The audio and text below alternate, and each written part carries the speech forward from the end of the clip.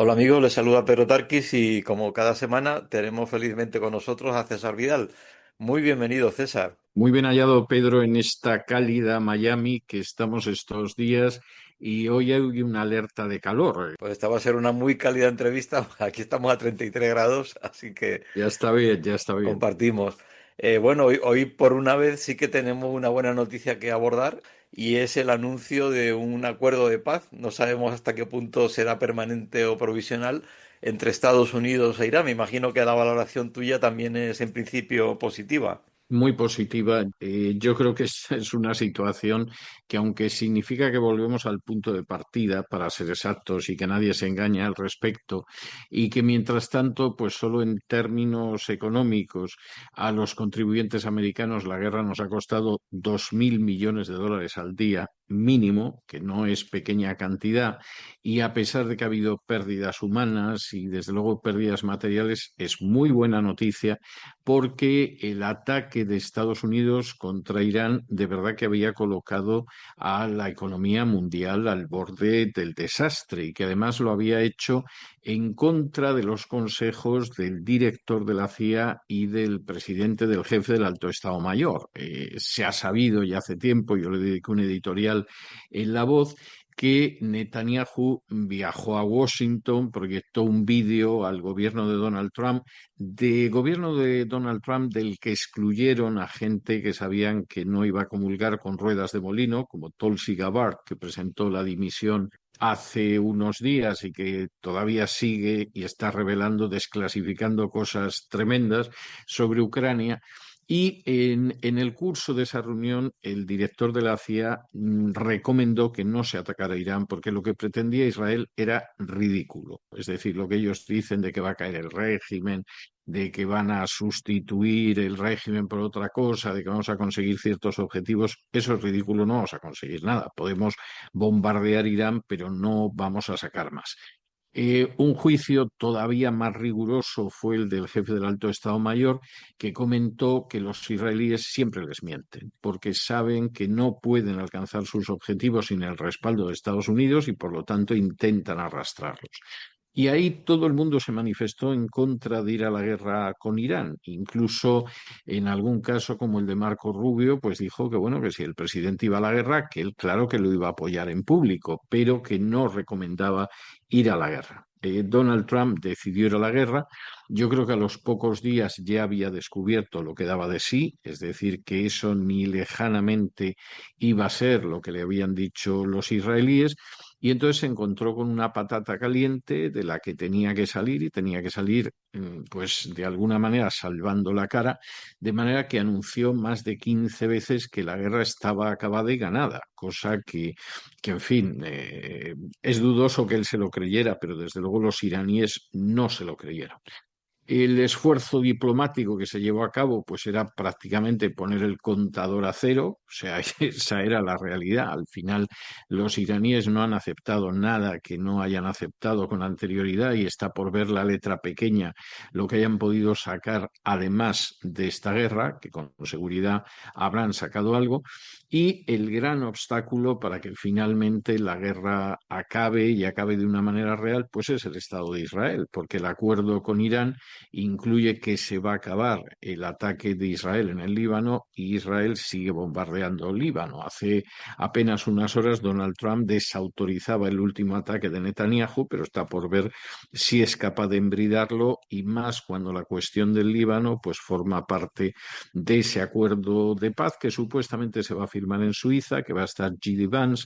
Se habla de que quizá esté el propio Donald Trump porque estará en una reunión del G7 en Europa y entonces a lo mejor Donald Trump se acerca a firmar, si no lo haría el vicepresidente de los Estados Unidos, pero la noticia es muy buena y de hecho, como era de esperar, los mercados se han disparado, el precio del petróleo ha bajado, cosa que es de lo más positivo y esperemos pues que finalmente el Estado de Israel no acabe torpedeando por enésima vez los esfuerzos de paz y que esto sea un pésimo episodio que no se repita en el futuro. El acuerdo de paz ha sido un poco como el cuento del lobo, pero en positivo, en cuanto a acuerdo de paz, Sí, que lo ha anunciado Trump cientos de veces y ya parecía que esta era una más. ¿Qué crees tú que ha precipitado el que se pueda concretar este principio de acuerdo? Yo creo que dos cosas que son muy importantes. Una es la situación económica, que efectivamente no es positiva y eso se percibe con mucha claridad y sobre todo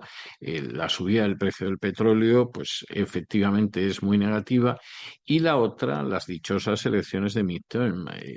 Verdaderamente es difícil poder explicar sin estar aquí hasta qué punto las elecciones de midterm, las elecciones de noviembre se han convertido en una pesadilla para la Casa Blanca y al mismo tiempo que en una pesadilla para la Casa Blanca, en motivo de esperanza para los que están en contra del presidente de los Estados Unidos.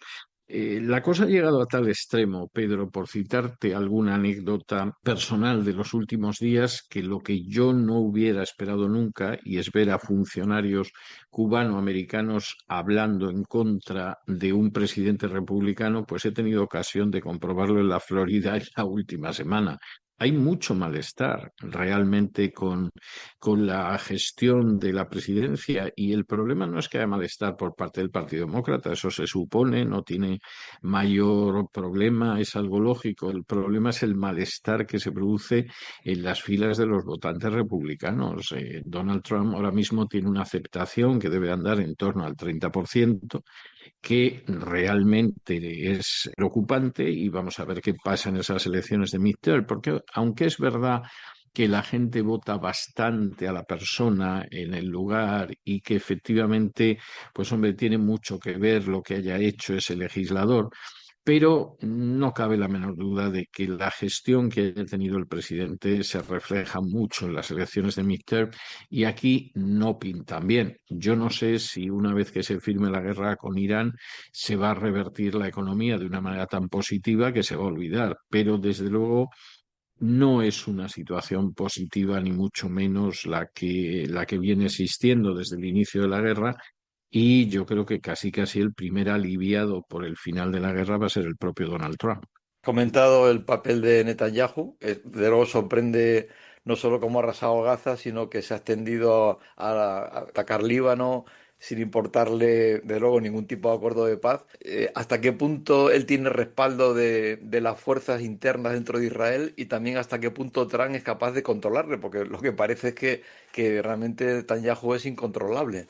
Bueno, vamos a ver, yo creo que hay dos cuestiones totalmente distintas. Yo creo que por parte de la población de Israel, Netanyahu tiene un apoyo muy importante todavía, pero incluso gente que considera que se está excediendo totalmente, que tendría que estar en prisión, que es un corrupto, que lleva años eludiendo la acción de la justicia, etcétera. Bueno, pues incluso gente que está en la oposición no tiene una visión de la política exterior que sea distinta de la de Netanyahu. Y en estos momentos, la verdad es que el Estado de Israel está muy crecido porque ha podido hacer lo que ha querido, lleva haciendo lo que quiere desde hace décadas, ¿no? Pero en los últimos años ha podido hacer lo que ha querido con una opinión pública internacional en términos generales muy contraria. La opinión pública internacional del Estado de Israel le importa un pimiento, ¿eh? Esto también hay que tenerlo en cuenta. Lo que puedan pensar británicos o españoles o italianos o argentinos le trae sin cuidado. Posiblemente la única opinión pública que le preocupa es la de Estados Unidos, lo cual tiene, yo creo que bastante lógica, pero la opinión pública de Estados Unidos realmente es muy contraria a lo que está haciendo el Estado de Israel en los últimos años. Por primera vez desde 1948, la mayoría de la población de Estados Unidos no apoya al Estado de Israel. Y esto está provocando una serie de movimientos aquí dentro de Estados Unidos que yo estoy viendo que los medios de comunicación ni se molestan en informar de ellos. En el caso de España, en Estados Unidos está muy en sordina, que son movimientos encaminados a afianzar el control de los lobbies sionistas sobre las instituciones americanas y hacerlo muy rápido, porque el cambio generacional va a ser muy contrario al Estado de Israel. Es decir, o lo hacen ahora o seguramente esa oportunidad se va a perder. ¿Qué significa esto? Pues mira, para que tú te hagas una idea, ahora mismo en el Senado hay dos proyectos de ley que integran la inteligencia de Estados Unidos con la inteligencia de Israel y las Fuerzas Armadas de Estados Unidos con las Fuerzas Armadas de Israel. Esto se mire como se mire, es un disparate. O sea, tú puedes pensar en una colaboración en áreas de inteligencia, en áreas de defensa con otros países, como de hecho las tiene Estados Unidos y las tienen otras naciones, pero eso de que se produzca una integración total, eso implica el dominio ya directamente. Incluso en el proyecto de ley que está en el Senado, plantea que lo que se acuerde ahora sobre esa integración de las fuerzas de inteligencia, ningún presidente en el futuro lo podrá cambiar. Con lo cual, efectivamente, en estos momentos, Estados Unidos está viviendo el gran asalto de los lobbies sionistas para controlar totalmente este país. Y entonces, bueno, si al final va a mantenerse en el poder Netanyahu, que no es imposible, ni mucho menos, o va a ser sustituido por alguien parecido, pues créeme que eso es bastante, bastante secundario. Hay otras maniobras de fondo que son mucho más preocupantes y efectivamente el factor de desestabilización a escala mundial es enorme. Porque si esto solamente repercutiera en Oriente Medio, evidentemente sería muy malo, pero sería muy malo para la gente de Oriente Medio, Oriente Próximo. Pero es que, claro, una de las cosas que ha quedado de manifiesto de manera innegable con la guerra de Irán es que este tipo de decisiones en un momento determinado pues afectan a la economía de todo el mundo y afectan a miles de millones de personas. Y que, claro, miles de millones de personas tengan que estar pendiente de lo que decide un país de 9 millones de habitantes, pues es algo absolutamente inaceptable. Y además, un país que burla de manera continua la legalidad internacional porque cuenta con el respaldo de las instituciones de Estados Unidos, ya no de los ciudadanos americanos, pero sí de esas instituciones. Y entonces estamos viviendo ahora mismo tiempos extremadamente delicados, extremadamente peligrosos, con lo que el anuncio de la paz entre Estados Unidos e Irán, pues francamente es un soplo de aire fresco, porque por lo menos implica que la economía no se va a ir al garete, como desgraciadamente se veía venir que podía irse al garete a finales del verano. Con todo el problema que ha supuesto el conflicto o la guerra con Irán, se han quedado como marginados, o por lo menos que no aparecen en las noticias, otros temas que antes eran de intensa actualidad, pues como era, por ejemplo, el antisemitismo en las universidades, o también las redadas del ICE para inmigrantes ilegales que había en Estados Unidos. ¿Esto es que ha desaparecido y ha dejado de existir? ¿O es que se ha dejado de informar sobre ese tema, esos temas? Bueno, vamos a ver, yo creo que hay cuestiones que en absoluto han quedado relegadas. Vamos a ver, hablar de que hay antisemitismo en las universidades de Estados Unidos es un disparate. Yo lo siento muchísimo porque es un argumento que se está utilizando, etcétera. En las universidades de Estados Unidos hay un control tan grande de los lobbies judíos que han conseguido que se deporte a estudiantes de su país de origen y, por supuesto, eso pretende además pasar por un control en estos momentos de las propias organizaciones culturales de la universidad, lo cual a mí me parece bochornoso. El primero que sería contrario a estas manifestaciones, si efectivamente fueran antisemitismo, sería yo. Ahora mismo, aprobado por el Congreso, pero todavía sin llegar al Senado, hay un proyecto de ley de lucha contra el antisemitismo que pretende que se acepte como definición de antisemitismo la de la Organización Sionista Mundial, lo que significa que, por ejemplo, tú no puedes mencionar que exista una serie de judíos que conspiran. Es decir, si hay una serie de judíos en las finanzas que se ponen de acuerdo para llevar a cabo determinadas medidas, cosa que pasa todos los días, hay que decirlo, pues eso no lo puedes decir porque es antisemitismo. No puedes decir que los judíos tuvieron responsabilidad en la muerte de Jesús, porque eso se supone que también es antisemitismo. Diga lo que diga la Biblia y diga lo que diga el propio Talmud, que se jacta de ello. Y, por supuesto, las críticas al Estado de Israel, pues son críticas que efectivamente se consideran como antisemitismo. Esto lo aprobó el Congreso. Yo no sé si lo aprobará el Senado porque no se han atrevido a avanzar eso, pero evidentemente esto es una amenaza a la libertad de expresión verdaderamente pavorosa. En el caso del ICE, el aborrecimiento que se ha ganado el ICE en los últimos meses es innegable. Es decir, no hay redadas masivas de este tipo, pero todavía siguen llevando a cabo redadas y efectivamente ese es un punto muy sensible, pues, ¿no? Es decir, bueno, pero es que los hispanos evidentemente están que muerden porque hay 11 millones en este país ilegalmente y no quieren que los devuelvan a México, etcétera. Por supuesto que sí, pero también para muchísimos americanos es absolutamente inaceptable y ofensiva la manera en que está actuando el ICE, y eso sigue estando ahí. Y luego hay algunas noticias escalofriantes. Tulsi Gabbard, que presentó la dimisión como la ministra, la secretaria que se ocupaba de todos los asuntos de inteligencia en Estados Unidos, bueno, pues resulta que desclasifica al final de la semana pasada una serie de documentos para que quede claro que Estados Unidos tenía docenas de laboratorios de armamento bioquímico en Ucrania. Algo que cuando hace 3 años salió a la luz y lo publicamos algunos, y me incluyo entre ellos porque yo publiqué también esa información, bueno, pues se dijo que eso era mentira, que si estábamos al servicio de Putin, salió la portavoz de la Casa Blanca negándolo, pues ¡paf!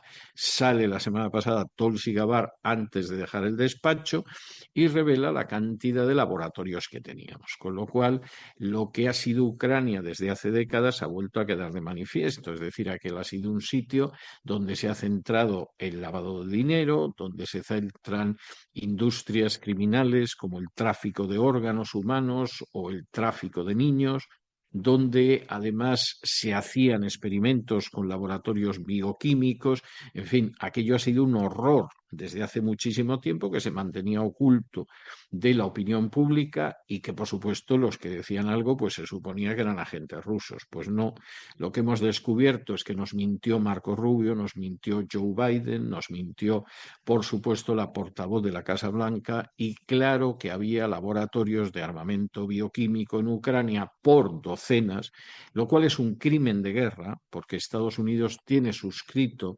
desde la época de Nixon el acuerdo en contra de ese tipo de armamento, no solo Estados Unidos, fue además un gran impulso de Estados Unidos el que se prohibiera ese tipo de arma y lo que pasa es que lo teníamos localizado en Ucrania y luego pues si se escapa algo de eso y llega a los países europeos y se produce una catástrofe, pues bueno, con culpar a Putin o a China o a quien sea ya está todo solucionado. De manera que hay noticias en ese sentido muy relevantes que yo tengo que decirlo otra vez, me da mucho pesar, pero parece ser que los corresponsales aquí en Estados Unidos se dedican a otras cosas, aparte de informar, y algunas de las noticias son de enorme gravedad y se pasan por alto. Esa es la realidad. Ahora con el Mundial de Fútbol ya ni hablemos. Vamos, Sí, sí. toda la realidad de Estados Unidos es el Mundial de Fútbol. Es cierto. Para cerrar, hemos hablado otras veces de que había una pérdida de confianza y de apoyo, respaldo en la comunidad evangélica, ¿no? A Donald Trump y sobre todo como parte más visible del movimiento MAGA. Eso sigue igual, ha cambiado de alguna forma con todos estos acontecimientos que has Yo mencionado. creo que efectivamente se ha ido produciendo una pérdida de respaldo por razones obvias. Donald Trump nunca ha tenido un apoyo de todos los evangélicos de este país. O sea, esto también hay que dejarlo claro. Tenía un apoyo muy importante, sobre todo por cuestiones morales relacionadas con la ideología de género, y yo creo que en muchos casos tenía ese apoyo de manera reactiva, precisamente por la política que estaba llevando a cabo Joe Biden, o sea, y luego la que hubiera llevado Kamala Harris, ¿no? El grupo que era más pequeño y sobre todo menos ruidoso de opositores a Trump en el mundo evangélico, pues ha ido aumentando y efectivamente ha ido haciendo oír su voz todavía más, ¿no? Y yo creo que, vamos a ver, yo creo que hay sectores de la población muy importantes, incluyendo los evangélicos, que han ido restando apoyo a Donald Trump. Luego también pues tienes corresponsales hispanoamericanos evangélicos que están en Washington y hacen una defensa cerrada de Donald Trump, pero a mí no me parece ni bien ni mal que lo defiendan. Lo que me parece mal es que no informes sobre lo que está sucediendo, porque lo que está sucediendo es evidente. Luego, sobre lo que está sucediendo, que es esa pérdida de apoyo, pues tú puedes hacer un juicio positivo o negativo. Te puede parecer que está bien, te puede parecer que es razonable, te puede parecer que está muy mal. Pero lo que no puedes hacer es negarlo. Y el problema es que muchísima de la información que se da sobre la presidencia de Trump pasa por negar cosas que son evidentes, que ves a escala de la calle y que realmente pues se percibe y efectivamente esa pérdida de respaldo de Donald Trump, que ahora mismo anda en un 30% de aceptación, pues es absolutamente innegable. Sin duda, la verdad es fundamental en la información, ¿no? No es lo que a mí, la verdad que a mí me gustaría, sino la que uno realmente se encuentra. Pues ya para terminar, como siempre, si quieres añadir, completar o hacer Bueno, cualquier tipo de me reflexión, vas a sí. permitir, me vas a permitir que haga algo de publicidad ahora que dices lo de la verdad, porque ayer domingo comenzó el 13º crowdfunding de La Voz.